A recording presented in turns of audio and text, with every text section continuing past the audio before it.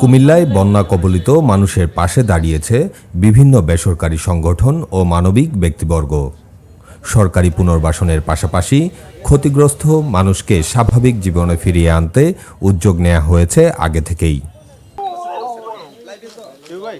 কুমিল্লা নগরীর স্বেচ্ছাসেবী সংগঠন বিবেক এর উদ্যোগে বুড়িচং উপজেলার ১৬ নং ইউনিয়নের ইন্দ্রবতী গ্রামের দাসপাড়ায় ঘর নির্মাণের জন্য ১৪টি পরিবারকে অর্থনৈতিক সহায়তা প্রদান করা হয়েছে।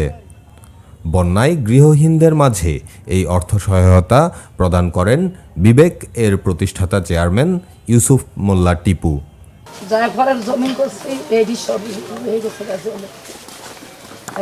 সাংবাদিক ভাইয়েরা আছে, ওনারা আপনাদের জন্য আন্তরিকভাবে কাজ করতেছে।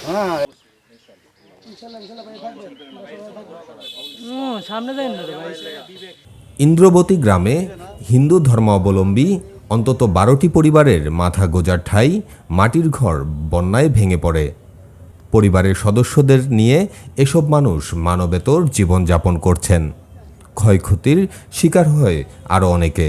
এছাড়াও সদর উপজেলার আমরাতলী ইউনিয়নের বলেশ্বর গ্রামেও ঘরবাড়ি ক্ষতিগ্রস্ত ৬টি পরিবারের মাঝে অর্থ সহায়তা প্রদান করা হয়। ইউসুফ মোল্লা টিপু জানান, বিবেক এর পক্ষ থেকে সাধ্যমতো বন্যা কবলিত মানুষকে সহায়তার চেষ্টা করা হচ্ছে।